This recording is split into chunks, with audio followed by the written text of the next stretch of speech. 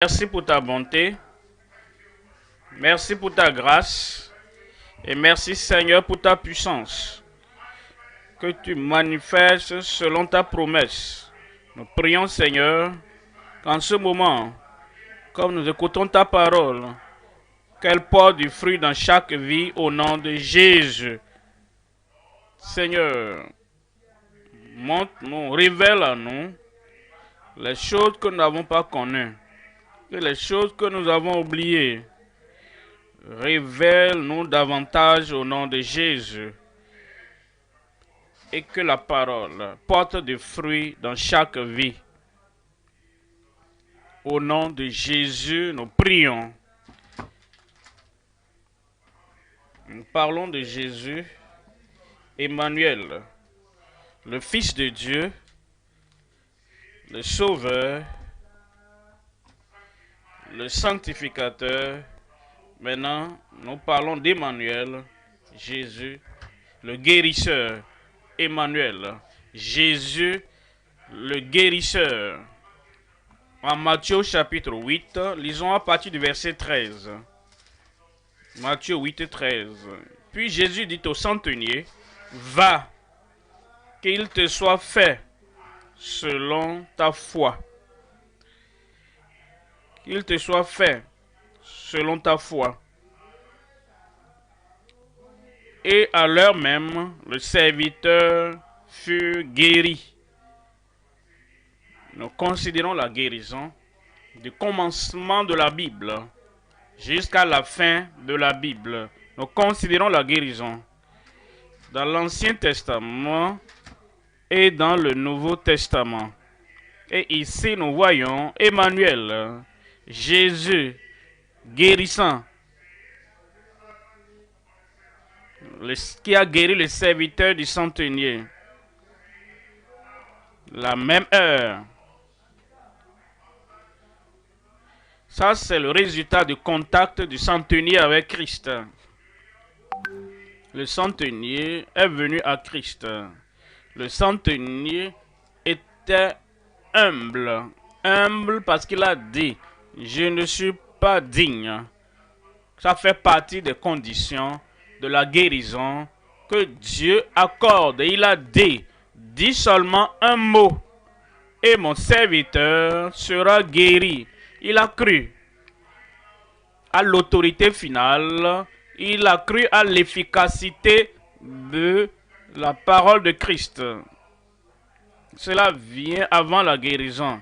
L'humilité d'un côté, la foi qui affirme, qui accepte, confirme l'autorité de Christ, le guérisseur. Et le Seigneur a dit qu'il te soit fait selon ta foi. Et à l'heure même, le serviteur fut guéri. Verset 16. Dans le verset 16, il dit, le soir, on amena auprès de Jésus plusieurs démoniaques. Il chassa les esprits par sa parole et guérit tous les malades. Christ avait la compréhension parfaite.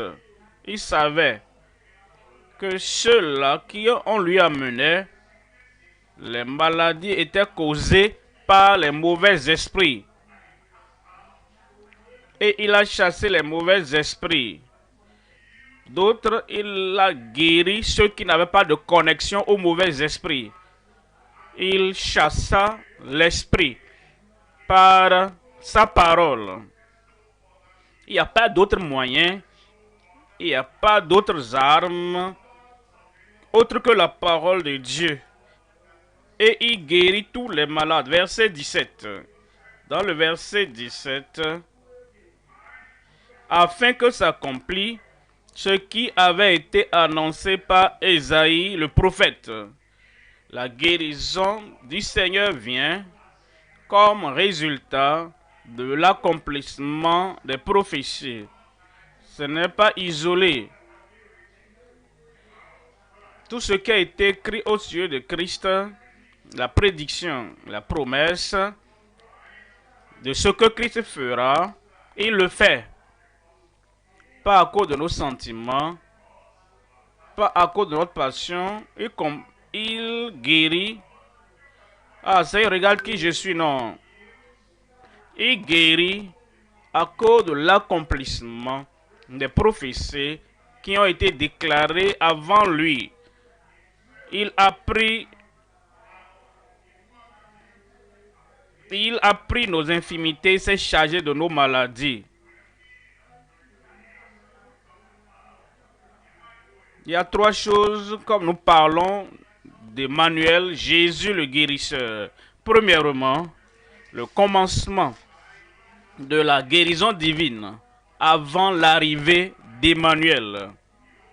Dans l'Ancien Testament, avant qu'il n'arrive, avant qu'il ne vienne, il y avait la guérison. Et quand vous retournez à l'Ancien Testament, du début jusqu'à la fin, vous verrez que Jésus, avant qu'il ne vienne, savait que la guérison était accomplie par le Père. Le commencement de la guérison divine avant l'arrivée d'Emmanuel. Deuxième point, le caractère illimité de la guérison définie avec l'onction d'Emmanuel. Il est venu. Et il est venu avec l'onction. Il est venu avec la puissance. Et l'onction sur lui, il pouvait guérir tout le monde partout. Toutes sortes de maladies.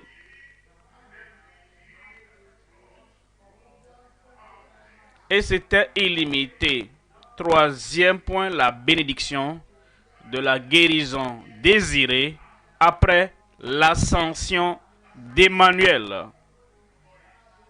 Avant son avènement, avant son arrivée, la guérison, au cours de sa période, de son temps sur terre, avec l'onction, la guérison, et après son retour au Père au ciel, après son ascension, la guérison a continué à se produire à cause des maîtrisures de Christ, le Seigneur. Premier point,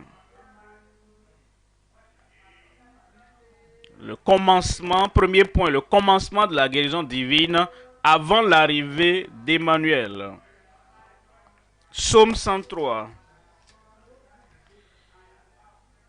Psaume 103, verset 1.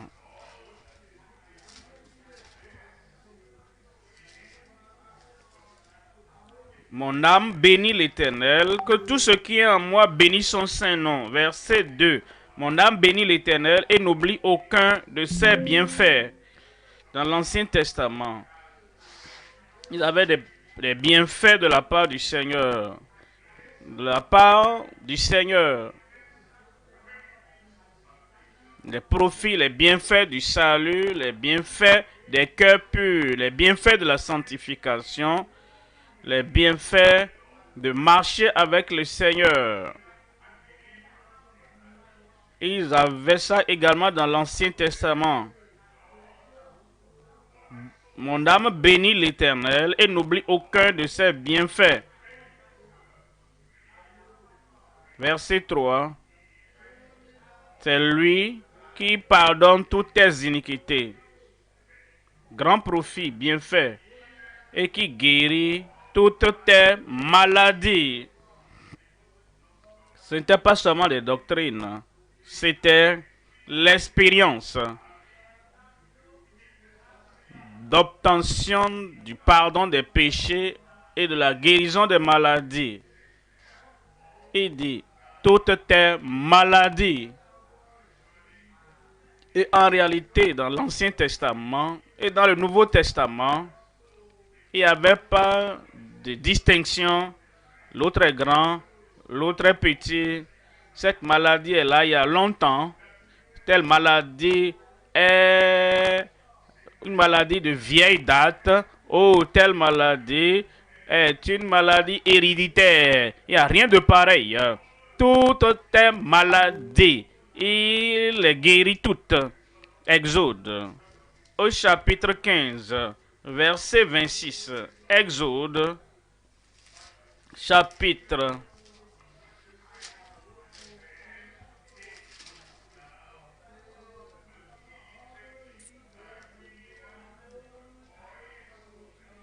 Si tu écoutes attentivement la voix de l'Éternel ton Dieu, et tu fais ce qui est droit à ses yeux, et garde tous ces commandements. Il y a des gens qui croient qu'on ne peut pas observer tous les commandements du Seigneur. Il y a des gens qui croient que l'enfant de Dieu, que le croyant est si faible et qui ne peut pas écouter, qui ne peut pas pratiquer, qui ne peut pas observer, qui ne peut pas obéir au commandement de Dieu.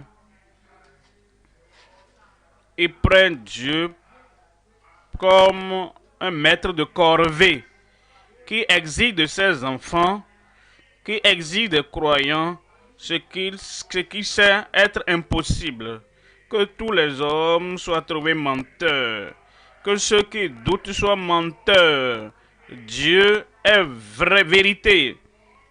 Si nous voulons la relation avec lui et nous voulons les profits, les bienfaits venant de lui, il exige que nous écoutons attentivement la voix de l'Éternel notre Dieu et que nous mettons en pratique ce qui est juste, droit, devant ses yeux, et que nous prêtons oreille au commandement de l'Éternel et lui, et suivons ses commandements.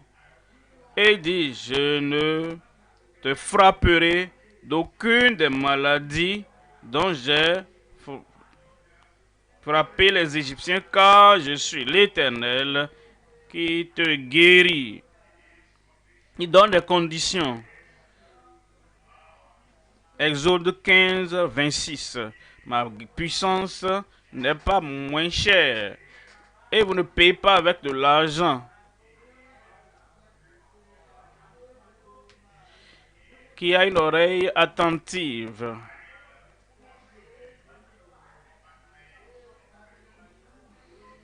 Ça veut dire que, frères et sœurs, réfléchissant,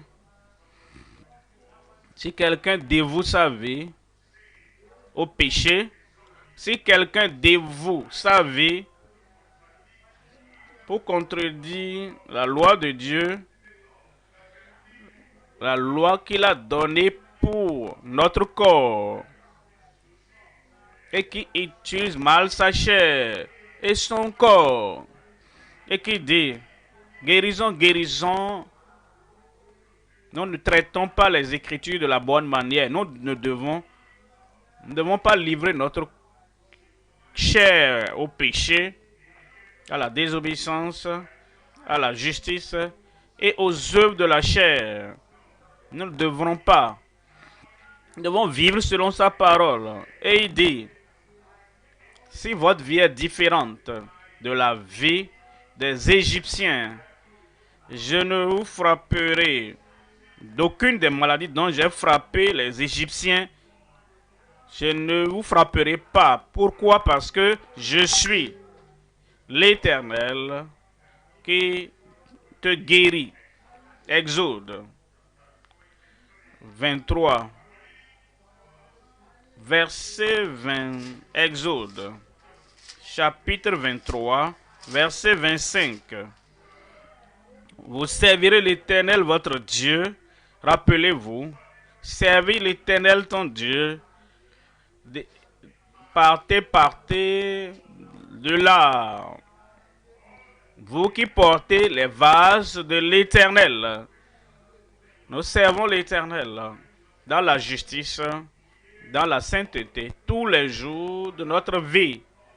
Si nous venons avec la bonne disposition, la bonne attitude, et avec un cœur purgé et purifié, vous servirez l'Éternel, votre Dieu. Si vous avez la grâce pour servir Dieu avec référence et une crainte révérentielle, vous servirez l'Éternel, votre Dieu, et il bénira votre pain et vos eaux, et j'éloignerai la maladie du milieu de toi. Du milieu de toi. Ça veut dire quoi? Premièrement, regardez tous les enfants d'Israël. Du milieu des enfants d'Israël, partout où ils sont, le Seigneur éloignera la maladie du milieu d'eux. Vous n'avez pas dit Amen? Ôtez tout individu. Il dit qu'il ôtera la maladie du milieu de nous. Du milieu de nous. Vous voyez, l'ulcère n'est pas sur le front, c'est dedans. Le cancer n'est pas sur le front pour prendre photo, pour une bonne photo. Les gens ne verront pas le cancer avec vos jolies photos parce que c'est dedans. Et toutes ces maladies qui détruisent, les maladies qu'ils appellent maladies de vieillesse, affectant le cerveau, affectant la pensée, affectant les mains, et qui dit regarde ceci, regarde ça, c'est au milieu. Et la promesse du Seigneur, si vous servez l'Éternel votre Dieu, il bénira votre pain. Je n'ai pas entendu Amen. Je ne veux pas aller, je ne veux pas détailler trop le pain, la nourriture que nous mangeons. Parfois, ce n'est pas ce que vous mangez seulement. Ce que vous mangez peut vous dévorer et bénira vos os. L'importance de l'eau dans notre organisme pour que nous soyons bien hydratés. Et il dit, il ôtera la maladie du milieu de toi. Si vous le servez, il y a certaines personnes qui disent,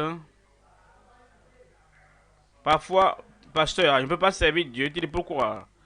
Je suis malade, je suis dérangé, j'ai ceci ou j'ai cela, j'ai tel défi. Je ne servirai pas l'Éternel maintenant. Je défie le Seigneur. Quand Dieu va me guérir, après que Dieu m'aura guéri, je vais le servir. Il te défie que tu lui donnes la première place d'abord.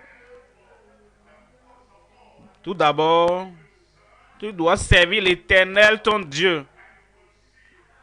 Et tu chercheras le royaume de Dieu. Après cela, toutes ces choses vous seront ajoutées. Servez l'Éternel et il vous bénira. Il dit, vous bénira.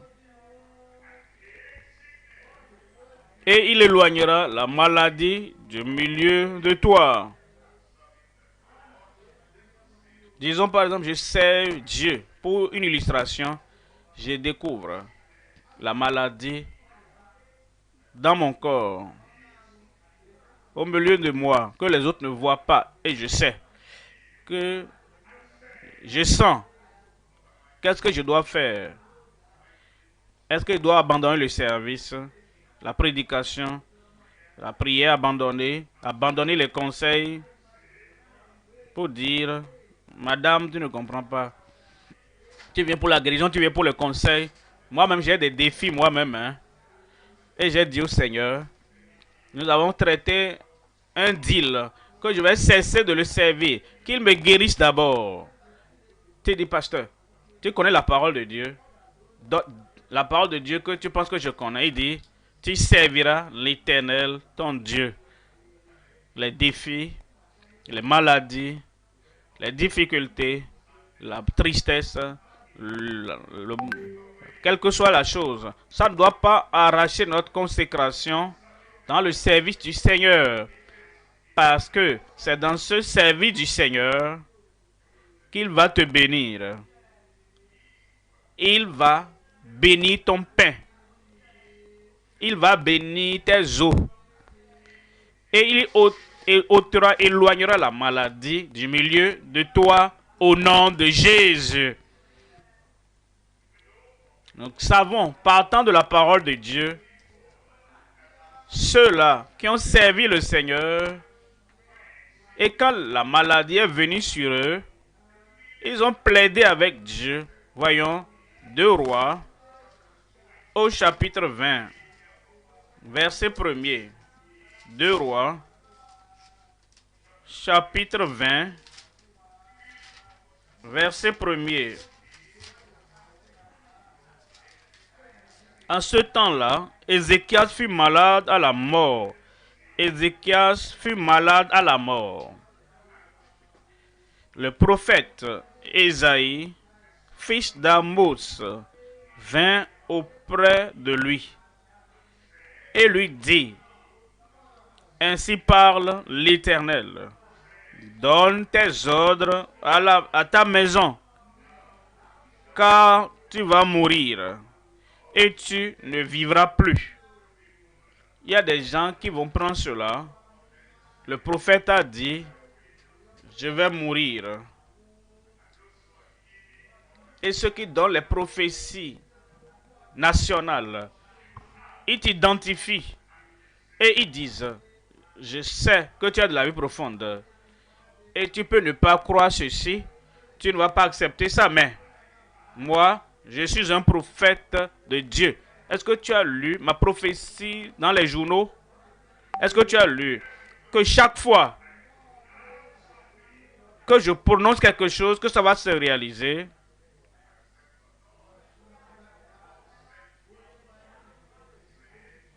Il m'a dit de te dire que tu vas mourir. Qu'est-ce que tu vas dire après ça? Et tu dois exalter ce que nous lisons dans la Bible au-delà des prophéties d'un quelconque prophète qui viendra vers nous. En ces temps d'envoi frivole de messages, j'espère que tu ne lis pas tous les messages qu'on t'envoie. Tu ne lis pas tous les ordres. Parfois, je reçois des messages, des textes irraisonnables, des gens même que je ne connais pas. Je vois le numéro. Ce numéro n'est pas dans la liste de mes contacts. Et ils envoient un message. Et ils disent: Dieu leur a dit de me dire, attendez, je suis votre pasteur. Si tu es membre de l'église et le Seigneur veut me parler, il va me parler. Il ne va pas venir à travers toi. Fais ceci et fais cela. Je ne sais même pas qui ils sont. Normalement, je supprime les messages, les ordres dont je ne connais pas la source. Je pense que les gens doivent avoir du respect pour tout le monde. Du respect pour notre environnement. Pas parce que tu as eu le numéro de téléphone de quelqu'un, d'une autre personne. Cela ne veut pas dire que tu vas mal utiliser cela et tu es frivole et tu balances les choses comme tu veux. Mais voici Ésaïe. Il n'était même pas négligent ou un homme inconnu. Il était le prophète de Dieu. Et il a dit à Ézéchias: mais donne tes ordres à ta maison, car tu vas mourir et tu ne vivras plus. Verset 2. Ézéchias tourna son visage contre le mur et fit cette prière à l'Éternel. Voyez le verset 3. Ô Éternel, souviens-toi que j'ai marché devant ta face avec fidélité. Vous devez avoir une vie que Dieu approuve. Tu dois avoir une vie qui mérite, si nous pouvons le dire de cette manière, qui mérite la bonté et la puissance de guérison du Seigneur. Mais si tu vis de façon négligente, et tu sautes par-ci, par-là, n'ayant pas de temps pour Dieu, n'ayant pas de temps pour sa parole, n'ayant pas de temps pour la prière, pour sa parole. Et quand la calamité vient maintenant, Dieu, où es-tu? Dieu va répondre, je suis là. Mais où es-tu? Où étais-tu? Je n'en avais pas entendu ta voix toutes ces années. Tu ne priais pas, tu ne lisais même pas ma parole, tu ne vivais même pas selon ma parole.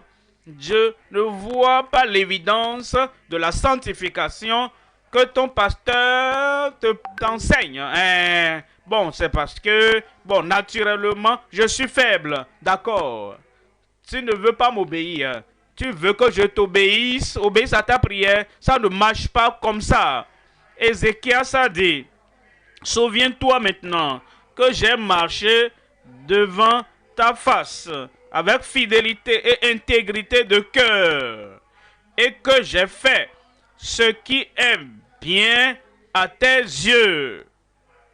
Et Ézéchias répandit d'abondantes larmes. Verset 4.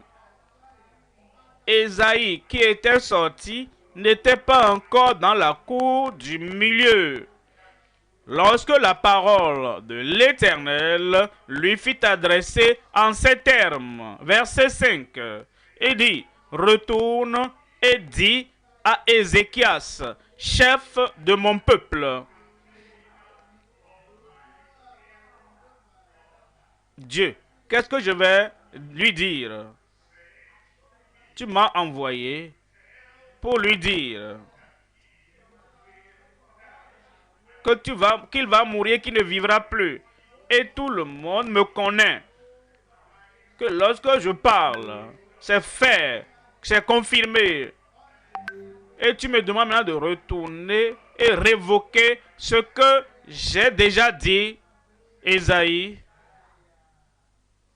était sanctifié. S'il devait ravaler sa parole, il a le fait. S'il devait révoquer ce qu'il avait dit, il le fera. S'il devait défaire ce qu'il avait fait, parce que maintenant, voici Dieu qui parle, il le fera. Est-ce que nous sommes comme Ésaïe si nous faisons quelque chose? Il pensait, voilà ce que Dieu m'a dit de faire. Voici ce que Dieu m'a envoyé dire. Si le Seigneur dit maintenant, à cause de la prière d'Ézéchias, la prière du dirigeant du roi du pays, la prière de quelqu'un qui est venu avoir l'attention de Dieu, à cause de cette prière, retourne là-bas et ne répète pas ce que tu as dit avant. Révoque ce que tu as dit. Est-ce que nous sommes aussi saints? Est-ce que nous sommes aussi humbles? Est-ce que nous sommes aussi soumis au Seigneur?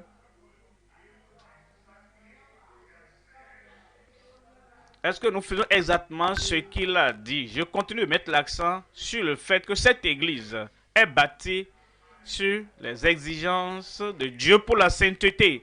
La sainteté nous rendra humbles. La sainteté ne nous rendra pas rigides. Après avoir écouté la parole, après avoir prié, après avoir déversé nos cœurs en disant, voici le chemin, marchez-y. Les dirigeants, les gens, membres, ouvriers sont si rigides.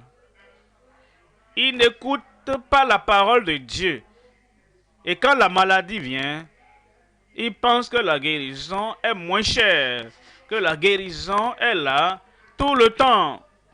Pourquoi ne pas revenir au Seigneur et qu'il guérisse d'abord le cœur?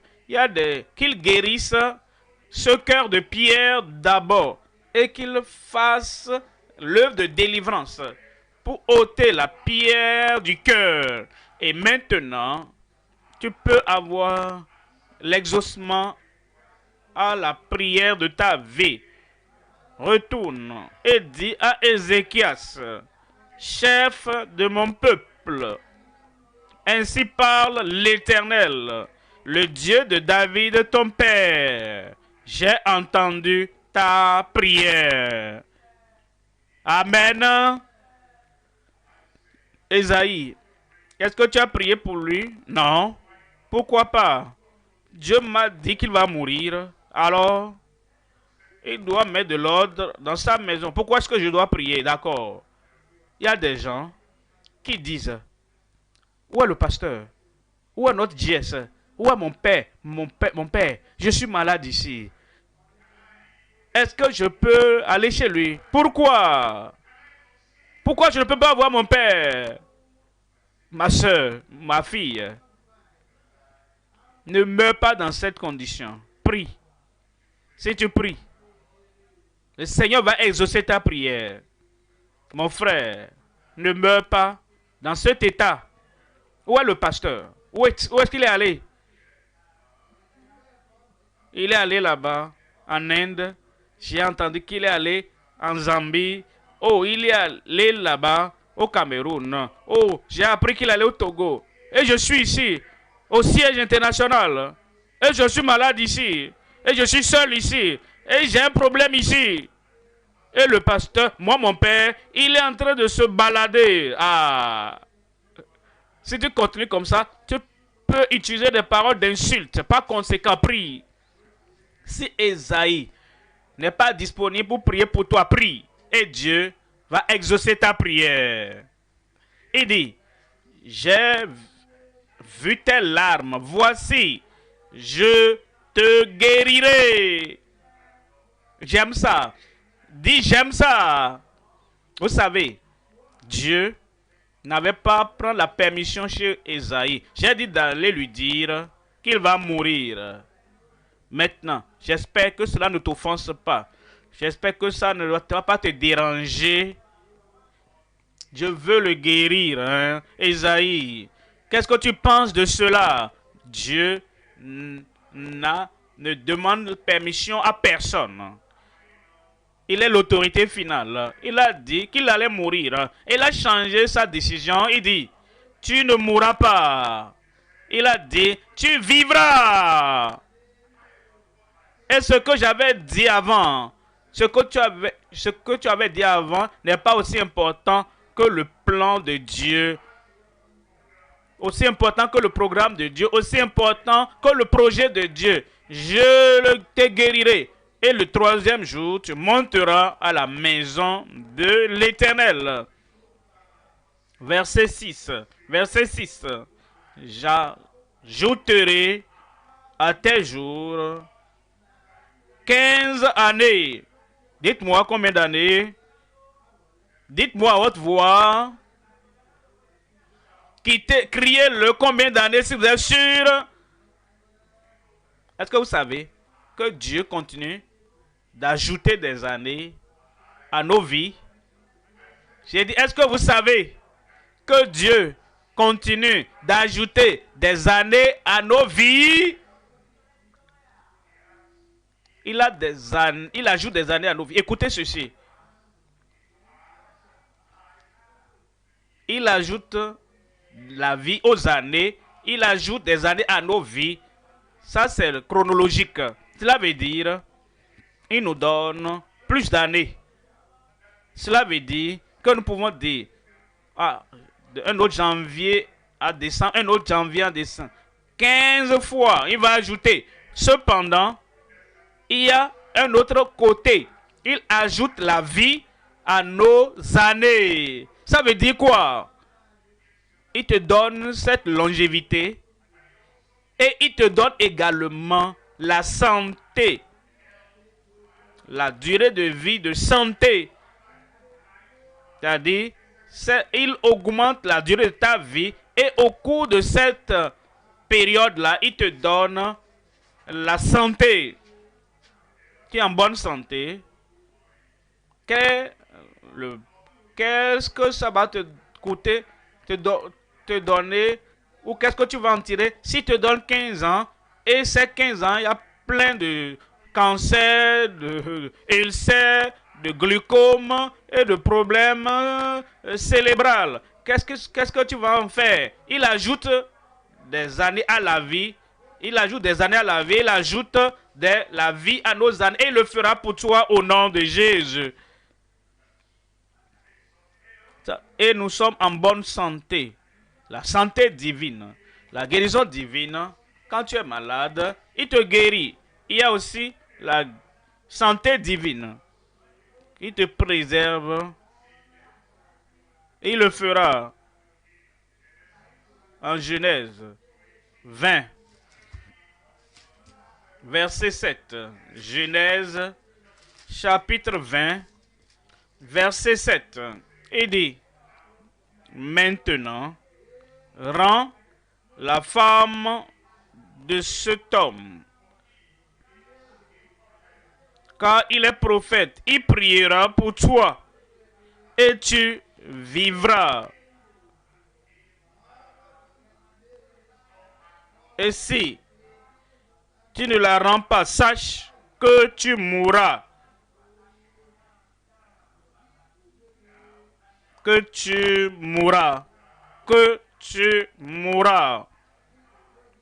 Et tout ce qui t'appartient, ceci met l'accent sur le fait que le péché apporte la maladie. Le péché apporte l'infimité. Abimelech le roi, et il avait pris Sarah dans sa maison et il voulait Sarah comme sa femme. C'était contre le plan de Dieu, le projet de Dieu, ce que Dieu voulait faire et la promesse que Dieu avait donnée que Abraham aura un enfant, Isaac, à travers Sarah. Et le roi, l'homme d'autorité, a pris cette femme. Même si elle était âgée, elle était assez présentable, bien qu'elle soit avancée en âge. Et il voulait en faire sa femme. Abraham n'avait aucune autorité. Maintenant, la maladie est venue sur toute la famille. Et Dieu a dit, cette maladie va te tuer et tuer tous les membres de ta famille. Il y a une seule condition à remplir. Retourne la femme de cet homme. Est-ce que je peux vous dire, si cet homme avait dit non, j'aime tellement la femme, depuis qu'elle est venue, je veux du plaisir d'elle. Je ne veux pas la retourner. Je vais jeûner. Le jeûne ne va rien régler. Je vais appeler des gens qui peuvent prier, les guerriers de prière. Les guerriers de prière ne pourront rien régler. Une seule condition. Repentez-vous du péché. Faites la restitution. Retourne la femme de cet homme. Vous voyez la guérison que Dieu donne. Et c'était la première guérison de l'Ancien Testament. Et c'était la condition que Dieu lui avait donnée. Il y a des gens qui ne veulent pas entendre parler de la repentance. Guéris-moi, guéris-moi, guéris-moi. Ils ne veulent pas entendre parler de la restitution. Guéris-moi, guéris-moi. Ils ne veulent pas entendre parler de la restauration. Ce que tu as pris illégalement, retourne cela. Autrement, tes prières ne seront pas efficaces.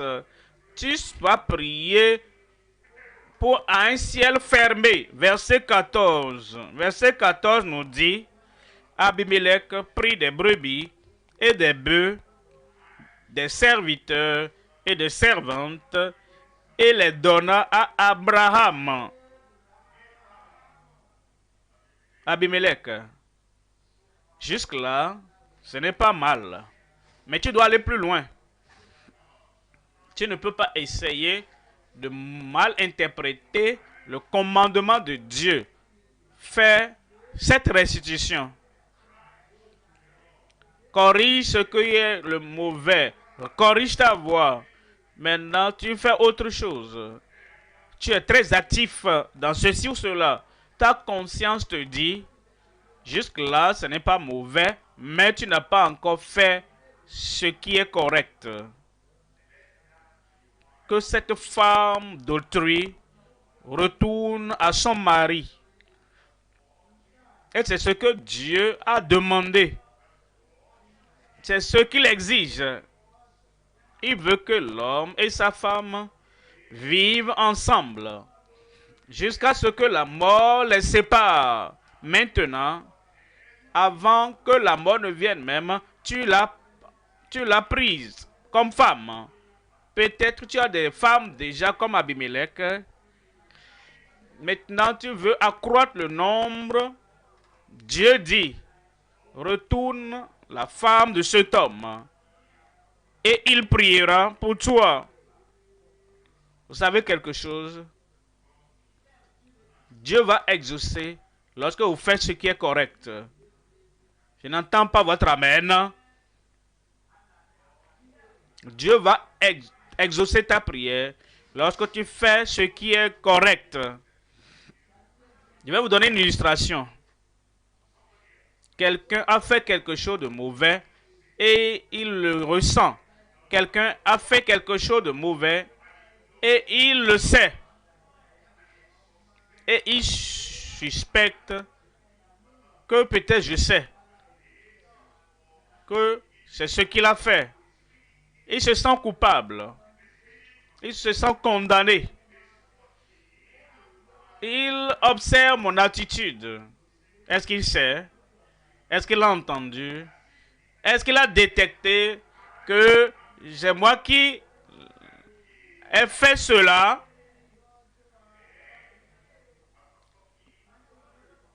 Je ne parle pas de la théorie, je parle de la pratique. Cela est réel, ça s'est passé. Et je peux doiter 2, 3 à qui cela est arrivé. Et il est venu vers moi. Et il vient vers moi. Et dit, pasteur, prie pour moi. Et je regarde son visage. Et même le sourire plastique de son visage. Il sait qu'il cache quelque chose là-bas. Pas de problème. Ça ne va pas me prendre 1 minute ou 2. Et je vais prier. Mais, la mauvaise chose, il ne veut pas confesser cela. Il ne veut pas changer. Il ne veut pas revenir. Ce n'est pas la prière biblique. Et après, je ne sais pas s'il s'en sait, il va faire ceci. Et il le fait. Et après cela, j'espère qu'il vienne. Et il vient toujours. Il vient toujours. Et il dit, pasteur, prie pour moi. Et il ne croit pas à la révélation des Écritures. Il continue à faire le mal. Prie pour moi, prie pour moi. Dieu n'exauce pas ce type de prière d'une personne qui fait le mal. Il n'a pas le courage. Il n'a pas l'humilité de confesser et de dire, je suis désolé, je ne permettrai plus cela. Mais vous savez, dans le cas d'Abimelech, il a retourné sa femme.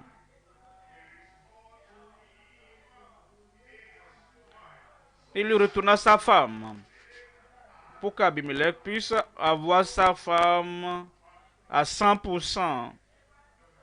Voyez le verset 17. Verset 17. Abraham pria Dieu et Dieu guérit Abimelech et sa femme et ses servantes et elles purent enfanter. Dieu va te guérir. La parole du Seigneur va te guérir. Ta réponse à la parole de Dieu va te guérir au nom de Jésus. Deuxième point maintenant. Deuxième point.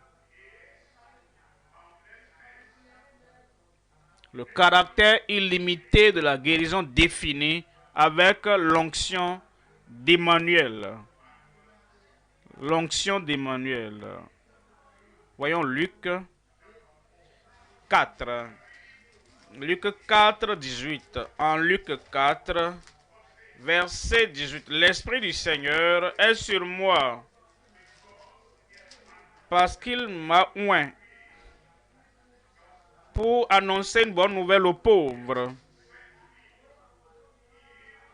pour guérir ceux qui ont le cœur brisé, pour proclamer aux captifs la délivrance et aux aveugles le recouvrement de la vue.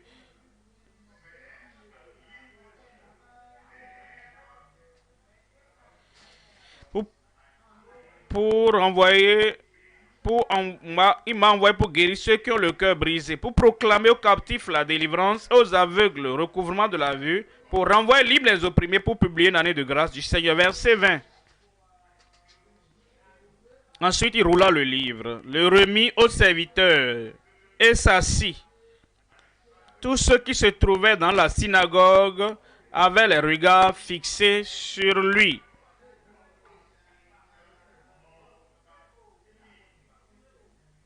Verset 21. Verset 21. Et il commença à leur dire aujourd'hui,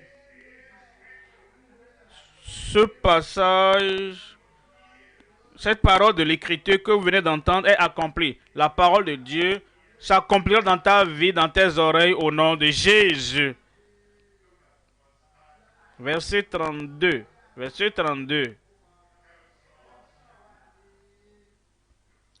Luc 4, verset 32. On était frappé de sa doctrine, car il parlait avec autorité. Il parlait avec autorité. Voilà pourquoi il envoya la parole et les guérit et les délivra de toute leur destruction. Verset 36. Verset 36. Tous furent saisis de stupeur et ils se disaient les uns aux autres, quelle est cette parole?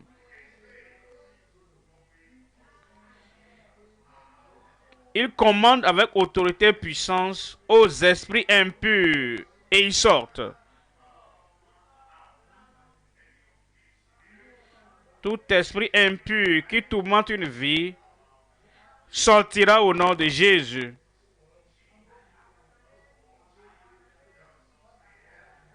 Maintenant, verset 40. Après le coucher du soleil, tous ceux qui avaient des malades atteints de diverses maladies les lui amenèrent. Il imposa les mains à chacun d'eux et il les guérit. Il les guérit. Et il te guérit. Et il t'a délivré. Parfois, il y a la guérison. Parfois, il impose la main. Il ne fait pas les miracles similaires de la même manière. Il a dit, aie pitié de nous, fils de David. Que veux-tu que je fasse pour que nos yeux soient ouverts? Il dit, est-ce que tu crois? Il dit, oui Seigneur. Qu'il te soit fait selon ta foi. Il ne les touche même pas. Il ne fait même rien à ces gens-là. Il n'a même pas imposé les mains à ces gens.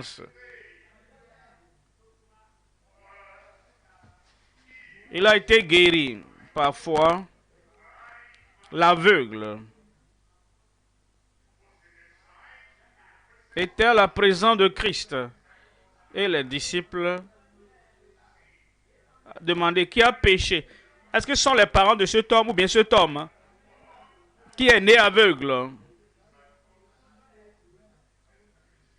Soyez raisonnable. Comment est-ce que l'homme peut pécher avant sa naissance? pour que l'aveuglement tombe sur lui. Vous savez, quand nous, les disciples, nous posons des questions, nous devons réfléchir, penser aux questions que nous posons. Cet homme, est-ce qu'il a péché pour que cet aveuglement vienne sur lui? Ni les parents, ni l'homme. Mais pour que la gloire de Dieu soit révélée, il a regardé l'homme. Il n'a pas dit une autre méthode maintenant. Il n'a pas imposé la main à l'homme. Une autre méthode maintenant. Et il a fait de la boue. Et a placé sur ses yeux. Guéri l'aveuglement de différentes manières. Par le même Christ. Alors comprenons. Ne soyons pas attachés à une seule méthode. Ah, voici ce qu'on doit faire. Si le prédicateur, si celui qui prie pour moi, s'il le fait de cette manière, selon mon attente, alors je crois. Différentes méthodes, même le même nom, le nom de Christ. Il lui imposa les mains, ou il imposa les mains à tous, et ils furent, et il est guéri. Je prie que la guérison du Seigneur soit définie dans chaque vie au nom de Jésus. Le Seigneur allait partout. Vous connaissez le verset. Ce n'est plus la peine de lire. Acte 10, verset 38. Comment Dieu a oint Jésus de Nazareth de force du Saint-Esprit.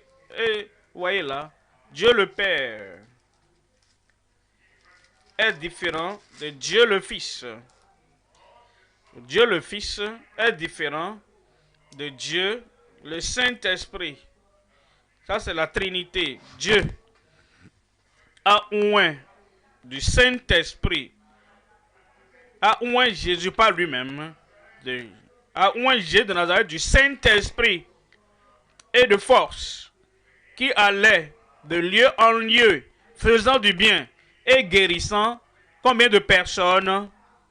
C'est pourquoi nous disons que sa guérison était illimitée, le caractère illimité de la guérison définie avec ou par l'onction d'Emmanuel. Et quand vous reconnaissez cette onction, quand vous acceptez cette onction, et quand vous acceptez que Christ a toute la puissance et qu'il a l'onction requise pour ôter tes infirmités, tes maladies, la reconnaissance de l'onction, la foi en cette onction va t'affranchir.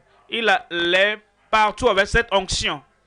Et Jésus-Christ est toujours le même. Hier, aujourd'hui, dans ce siècle, et pour toujours, au-delà de notre temps. Faisant du bien, guérissant tous ceux qui étaient sous l'empire du diable. Il fait la même chose aujourd'hui. Il continue à faire du bien. Et il va te faire du bien. Et il va guérir tous ceux qui sont sous l'empire du diable. Comprenez? Pas opprimé de Dieu. Si tu es opprimé de Dieu, Jésus ne peut pas venir et ôter cette oppression de ta vie. C'est comme s'il dirait, Père, je ne suis pas d'accord avec toi.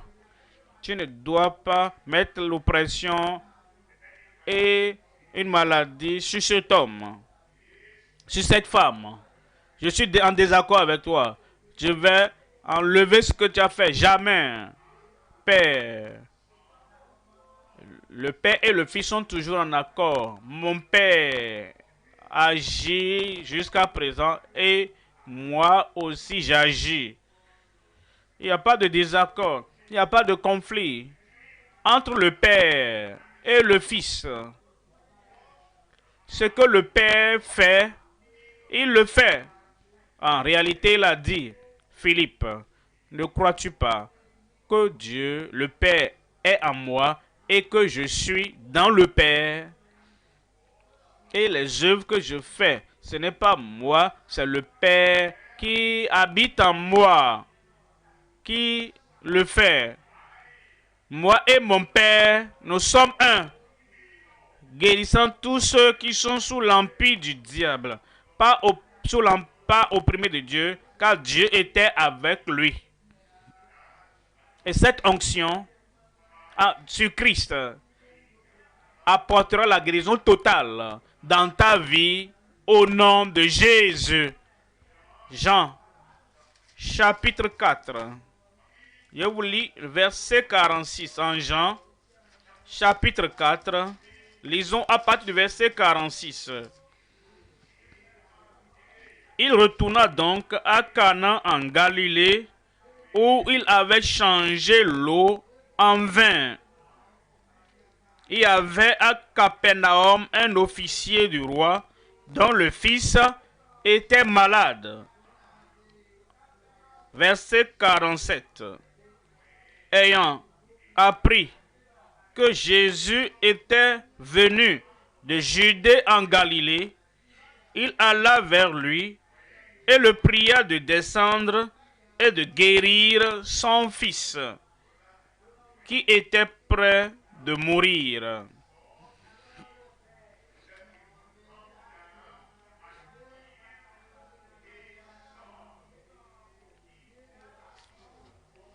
Car il était près de mourir. Il était près de mourir. Il pouvait dire, ce n'est pas nécessaire d'aller à Christ, parce que l'enfant est déjà sur le point de mourir. De nos jours, en notre temps, l'homme pouvait dire, le garçon est déjà sous oxygène. Il est déjà dans le coma. Il est inconscient. Et les docteurs ont dit, on ne peut plus le traiter. Ce n'est pas la peine. Donc signe le papier que nous enlevons l'oxygène. L'homme n'a pas accepté cela. Le garçon, l'enfant était près de mourir. Cependant, il est venu.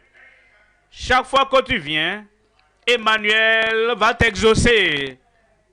Quel que soit l'état, à l'étape 4, ou quel que soit l'étape de cette maladie, Emmanuel a toute la puissance.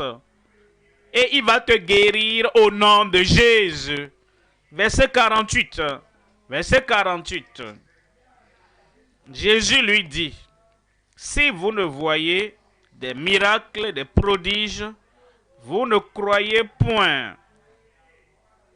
Jésus a dit, si vous ne voyez des miracles et des signes et des prodiges, des miracles et des guérisons, vous ne croyez point. Vous savez, il y a des gens qui disent, la guérison n'est pas nécessaire. Les miracles ne sont plus nécessaires. Si vous avez été au séminaire pour avoir la théologie, vous comprendrez comment prêcher. Vous savez comment prêcher. C'est tout ce qui est nécessaire maintenant.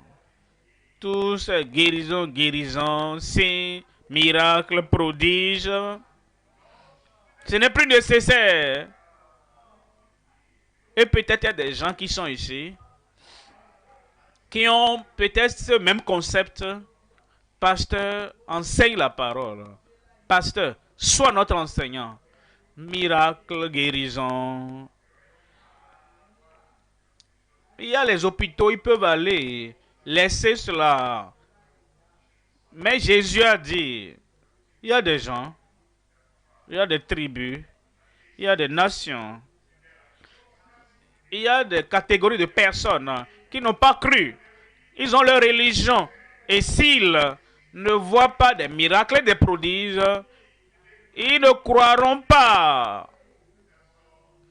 Il y a certains croyants en différents endroits qui peuvent dire, il y a des faux prophètes, n'est-ce pas? Il y a des faux opérateurs de miracles. Alors, si nous aussi nous venons et nous démontrons les guérisons, est-ce que les gens ne vont pas nous confondre aux faux prophètes? Non. Si vous n'avez rien derrière le rideau, si vous n'avez aucune puissance en dehors de la puissance de la foi en Christ, ils verront votre transparence. S'ils ne voient des miracles et des prodiges, ils ne croiront pas. Verset 49. Verset 49. L'officier du roi lui dit, Seigneur, descends avant que mon enfant meure. Verset 50. Jésus lui dit, va, ton fils. Là, tu ne vas pas prier, va. Est-ce que tu ne veux pas commander? Va.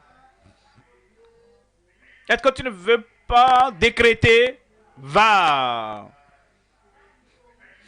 Est-ce que tu ne veux pas me suivre pour toucher mon fils? Va. Tout ce que Jésus dit apportera la guérison dans ton corps. Mais vous savez, il y a des gens qui sont attachés à une seule méthode. Et c'est une situation délicate, une situation terrible, une situation terminale. Et pour cela, ils veulent contrôler Christ. Ils veulent contrôler ses méthodes. Va, ton fils vit. Et cet homme crut à la parole que Jésus lui avait dite. Et il s'en alla. Va, ton fils vit. Et il s'en alla. Verset 51. Verset 51. Comme déjà il descendait, ses serviteurs venant à sa rencontre, lui apportèrent cette nouvelle. Qu'est-ce qu'il lui a dit? Qu'est-ce qu'ils lui ont dit? Exactement ce que Christ avait dit. Une confirmation des paroles de Christ. La confirmation viendra dans ta vie. Ton fils vit. Verset 52.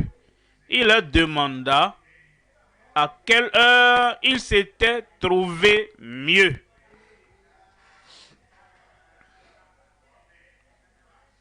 Vous voyez l'homme. L'homme a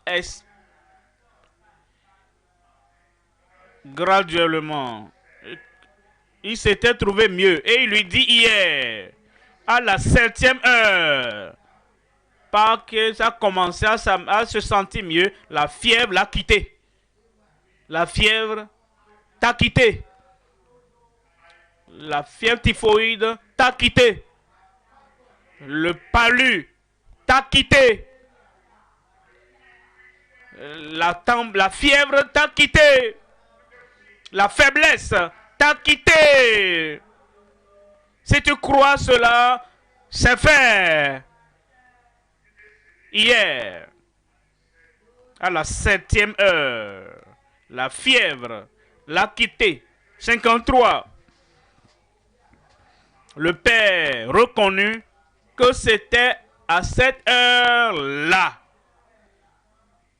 parce qu'il a commencé à se trouver mieux instantanément, que c'était à cette heure-là que Jésus lui avait dit, ton fils vit. Et lui-même a cru. Et il crut, lui et toute sa maison. S'il ne voit des miracles et des prodiges, vous ne croyez pas. Il a vu les miracles, il a vu les prodiges, il a vu la délivrance et la guérison instantanée sur son fils. Et il crut. La guérison apporte plus de foi au Seigneur comme sauveur. 54. Verset 53. Toute la famille a cru. Christ a toujours la puissance. La puissance de Dieu qu'il manifeste. La puissance pour pardonner. La puissance pour guérir. La puissance pour détruire tes ennemis. Et la puissance pour te ramener à la vie. Si tu es sur le lit d'hôpital, il peut te relever encore au nom de Jésus. Nous venons maintenant au troisième point. Troisième point, la bénédiction de la guérison désirée après l'ascension d'Emmanuel. Avant l'arrivée d'Emmanuel, la guérison divine, après son arrivée de son vivant, avec l'onction d'Emmanuel, nous avons la guérison définie. Il est retourné au ciel. Il est reparti au ciel, laissant ses disciples, laissant les apôtres ici-bas. Avant l'ascension d'Emmanuel, la guérison désirée a continué. Et ça va continuer dans ta vie, dans ta famille, dans notre église. Dans notre église. Et non seulement accompli par le JS, par le promoteur de JCK, cette puissance, toi aussi, tu vas la manifester au nom de Jésus. Actes des Apôtres, chapitre 2, 33. Actes, chapitre 2, verset 33. Élevé par la droite de Dieu, il a reçu du Père le Saint-Esprit qui avait été promis. Et il l'a répandu, comme vous le voyez et l'entendez. Il est reparti au ciel. Et la guérison continue. Verset 43. Verset 43. La crainte s'emparait de chacun. Et il se faisait beaucoup de prodiges et de miracles par les dites-moi, par les apôtres au pluriel. La puissance, la même puissance en Pierre, cette même puissance en Philippe, cette même puissance en Étienne, cette même puissance sur les autres apôtres. Ça, c'est biblique. Notre église sera comme ça. La puissance dans ta vie. La puissance dans ta bouche. La puissance dans ta prière. Au nom de Jésus. Acte 3, 2. Acte 3, verset 2.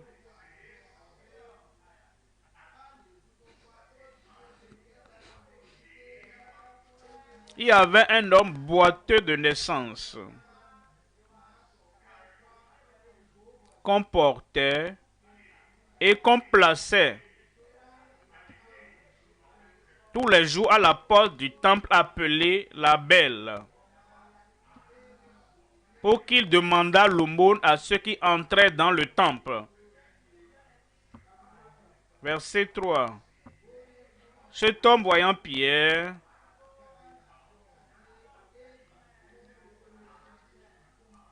qui allait y entrer, leur demanda l'aumône. Verset 4. Pierre, de même que Jean, fixa les yeux sur lui et lui dit, regarde-nous. Ils avaient quelque chose à donner. Tu auras quelque chose à donner. Le Seigneur te donnera. Et ça va agir dans ton corps. Et ça va agir dans ta famille. Amen. Et ça va agir dans ta communauté. Et partout tu iras, ça va agir au nom de Jésus. J'ai la puissance. Dis-le de ton cœur, non? Dis-le avec conviction. Quand tu vois quelqu'un malade autour de toi, la première chose, ce n'est pas allons chez le pasteur. Le Seigneur va agir au travers de toi au nom de Jésus. Regarde-nous. Regarde-moi. Regarde-nous. La même puissance en Pierre, cette même puissance est en Jean. La même puissance en William. Cette même puissance, quel est ton nom là-bas? Quel est ton prénom toi? Mentionne ton prénom, non? Cette même puissance va agir au nom de Jésus. Verset 5. Verset 5 dit, et il les regardait attentivement, s'attendant à recevoir de quelque chose. Quand je prie, tu dois espérer recevoir quelque chose de moi. Et tu vas recevoir. Tu n'es pas venu ici en vain. Tu n'es pas venu en vain. Et tu ne repartiras pas à la maison en vain. Tu recevras au nom de Jésus. Verset 6. Verset 6. Alors Pierre lui dit, je n'ai ni argent ni or, mais ce que j'ai, Dieu merci aujourd'hui, l'Église, nous sommes sérieux maintenant, ne peut plus dire, je n'ai ni or ni argent. Regardez, toutes ces offrandes que nous collectons aujourd'hui, cette Église a de l'argent et de l'or. J'ai appris d'un prédicateur quelque part. Ils avaient un culte.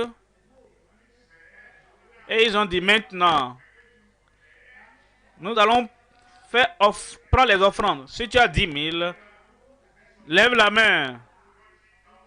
10 000, lève la main. 50 000, lève la main. Ils étaient fidèles. Ils ont levé leurs mains. 10 000. Je peux donner. L'autre a dit, je peux donner 20 000.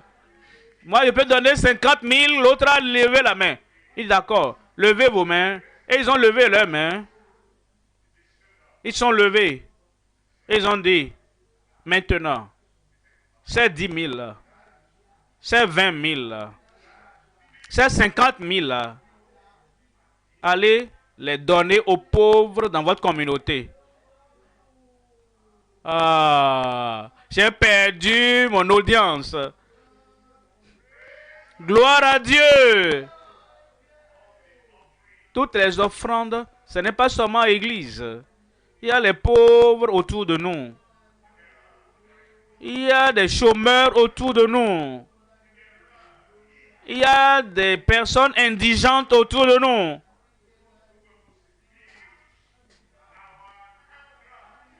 On doit construire notre centre de conférence internationale.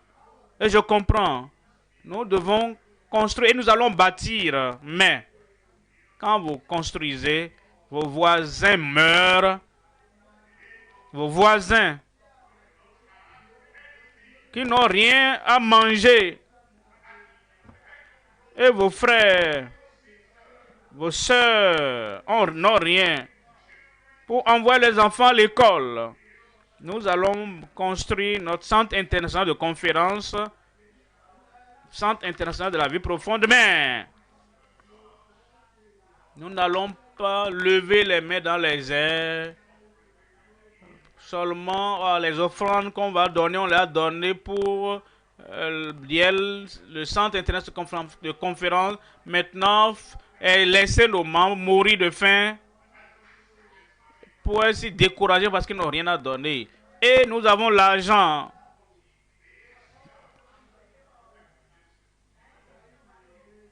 Cette église, ce que nous faisons dans les beaux vieux jours, nous réservions une somme d'argent de côté pour la charité. Et nous disons, comme nous donnons, nous avons tel montant réservé. En construisant le centre de conférence internationale, nous allouons tel montant pour construire les districts. Le district que nous construisons, est-ce que ce n'est pas pour les gens? Ceux pour qui nous construisons ça, ils meurent de faim, de malnutrition, de famine. Alors, établissons un budget. Comme nous allons dans la nouvelle année, mettons en place un budget pour cette sorte, pour cette somme d'argent, des millions de nos devises, pour prendre soin des pauvres. En réalité, qu'est-ce qui doit venir en premier lieu? Disons que votre maison a un trou. Et vous avez votre mère qui meurt, votre maman qui est mourante. Comment allez-vous dépenser? Est-ce que vous allez d'abord réparer la toiture qui coule ou bien prendre soin de votre maman? Lequel vous allez faire en premier? Nous devons donner la priorité aux membres de nos églises. Même ceux qui ne sont pas membres, nous les connaissons et nous pouvons les contacter. Maintenant, nous avons l'or et l'argent. Parfois, moi-même, on voyage. Et comme nous voyageons, certains des gouverneurs, certaines des personnes apprécient ce qui se passe. Et dit, pasteur, nous savons que tu donnes tout à l'église. Mais ceci-là, nous te donnons ça directement. Et ici, je ne peux pas dire honnêtement, l'or et l'argent, je n'en ai pas. J'ai quelques-uns. Et je ne vais pas tout donner aux constructions du Centre international de conférence. Je cherche ceux qui ont faim. Je cherche ceux qui meurent. Je cherche ceux qui sont dans la pauvreté dans leur vie. Et certaines sommes d'argent ira vers eux. Si vous les connaissez, dites à votre coordinateur. Parlez-en à votre pasteur, à votre coordinateur. Parlez à ceux qui sont vos responsables pour que nous ne soyons pas coupables de tout le temps donner l'argent aux constructions qui ne seront pas enlevées quand Christ viendra. Christ revient pour enlever l'Église et pour enlever le peuple. Prenez soin donc des gens. Quelqu'un crie Amen.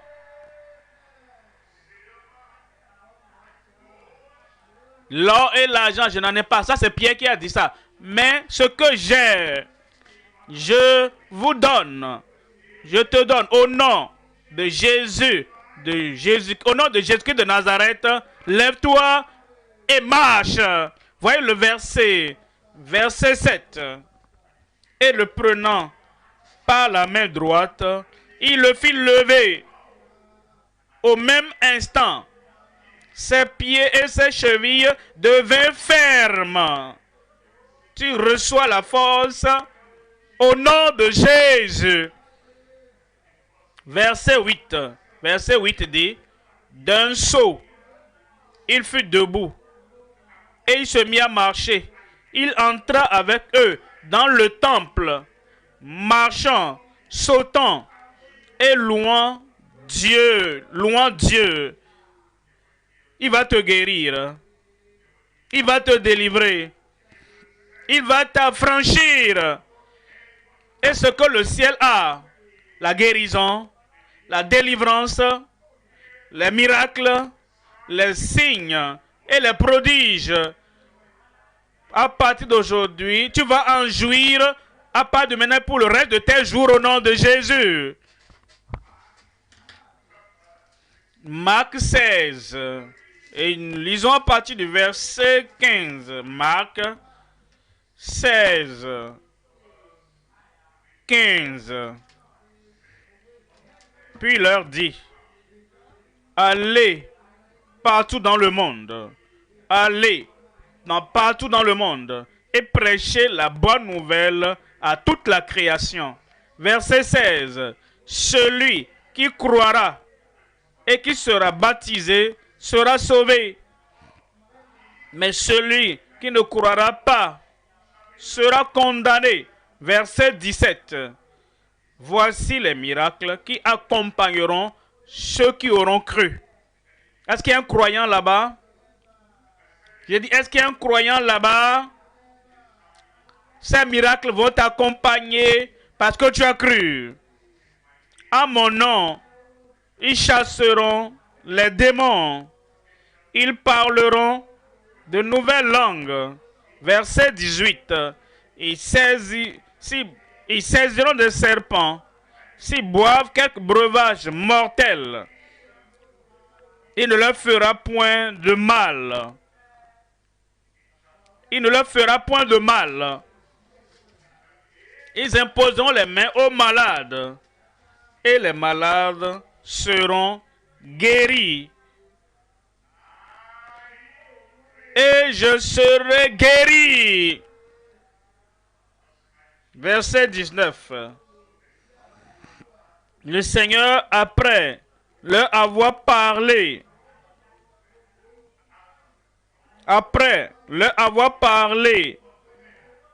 le Seigneur fut enlevé au ciel et il s'assit à la droite de Dieu. Emmanuel, l'ascension d'Emmanuel, verset 20. Et il s'en allait prêcher partout.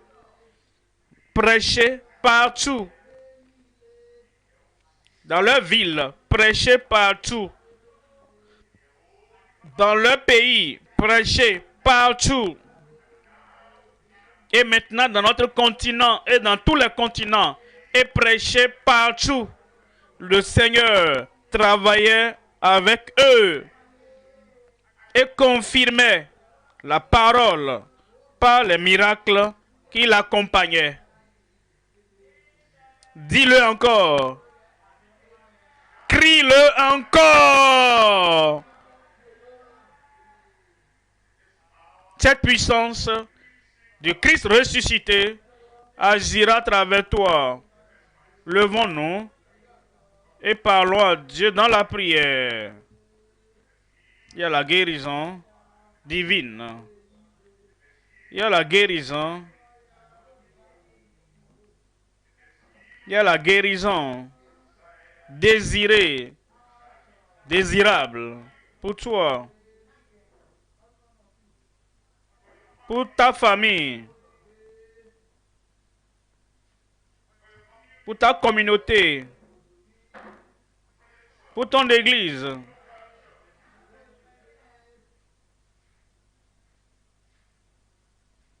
Pour l'église locale, pour chacun.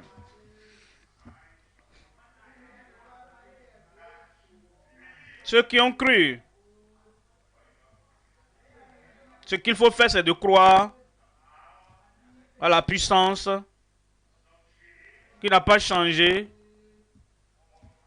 Toute puissance a été donnée à Christ dans le ciel et sur la terre.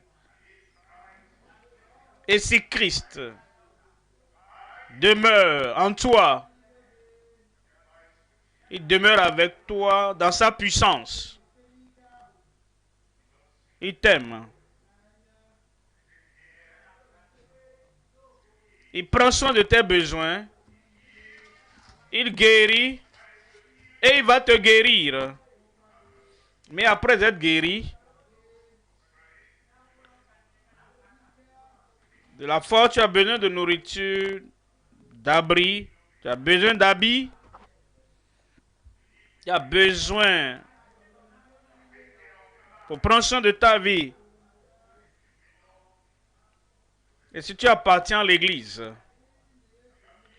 et tu as des dirigeants dans l'église, la guérison n'est pas suffisante. La guérison par la prière. Maintenant,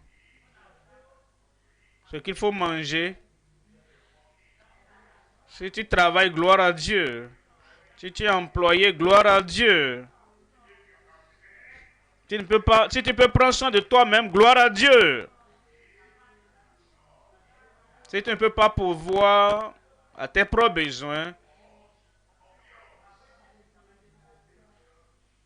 l'église à laquelle nous appartenons,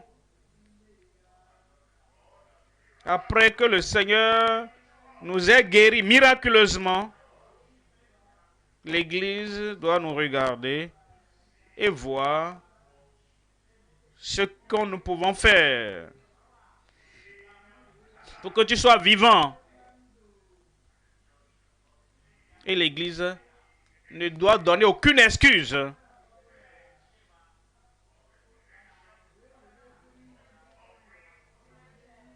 Pour que tout l'argent que nous collectons, 10 000 offrandes, ne soit pas seulement pour construire les camps. Pour construire des centres de conférence seulement. En dépensant tout l'argent à construire les églises locales. Ceux qui adorent dans ces bâtiments, ils ont besoin du soin.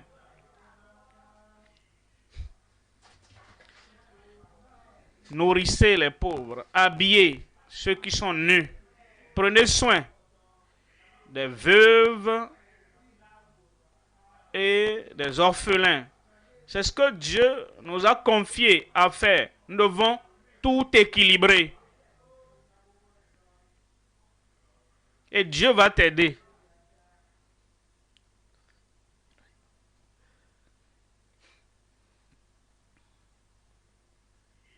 Au nom de Jésus, nous prions. Le Seigneur a exaucé ta prière. Dis, le Seigneur a exaucé ma prière. Tu ne mourras pas prématurément. Tu vivras et mèneras une vie saine. Mèneras une vie significative. Et toute maladie, elle viendra au mauvais endroit. Cette maladie ne te cherchait pas. Et elle était aveugle, elle vient dans ta maison. La maladie sort. Au nom de Jésus. Lève cette main. Père, au nom puissant de Jésus, nous savons que ton plan de guérison est pour tout le monde. Pour tous ceux qui sont dans ton église, Seigneur, étends ta puissante main. Guéris ton peuple au nom de Jésus. Toute forme de maladie, maladie de longue date, maladie terminale, en ce moment, en cette heure, touche ton peuple, guéris ton peuple, délivre ton peuple, au nom de Jésus. Seigneur, je prie, comme tu guéris ton peuple, et tu nous gardes en bonne santé, toutes les autres choses dont nous avons besoin, l'habillement, la nourriture, le logement, les soins, pourvois au nom de Jésus. Et utilise-nous. Seigneur, utilise-moi pour pourvoir aux besoins de ceux qui sont autour de moi au nom de Jésus. Dans cette période, nous célébrons Jésus, Emmanuel, le grand donateur. Seigneur, donne-nous la nature de Christ. S'il nous faut acheter des sacs d'haricots, des sacs de riz, des sacs de gari ou des sacs de patates, des sacs de tomates, des sacs, des choses consommables. Aide-nous, Seigneur, pour que nous célébrer Christ en achetant ces choses et dans nos églises, nous allons les distribuer. Donnez un bon amen. Seigneur, prends soin de ton peuple. Seigneur, que l'église, cette église, soit équilibrée pour que nous ne nous occupons seulement pour avoir l'argent pour les bâtiments, ayant l'argent pour... mais que nous sommes là pour construire des vies, des familles, pour bâtir la vie des veuves et des veufs, pour bâtir la vie des orphelins, pour bâtir la vie du peuple de Dieu. Personne ne doit avoir trop à manger et nous mangeons beaucoup, alors que les autres n'ont rien, même pas un seul repas par jour. Distribue la manne partout. Et que la bonté du Seigneur soit disponible partout pour tout le monde, même les étrangers. En ce moment de la célébration de Christ, aide-nous, Seigneur, à avoir une telle générosité qui va toucher la vie des étrangers autour de nous, au nom de Jésus. Bénis ton peuple, pour que nous ayons en abondance pour donner aux autres. La guérison, oui, pour tout le monde. La santé, oui, pour tout le monde. La délivrance, oui, pour tout le monde. La domination, oui, pour tout le monde. Le bonheur et la joie et longévité pour tout le monde. Mon frère, pour toi. Ma soeur, pour toi. Mon garçon, pour ma fille là-bas, pour toi. Seigneur, répands le bonheur partout. Au nom de Jésus, nous prions.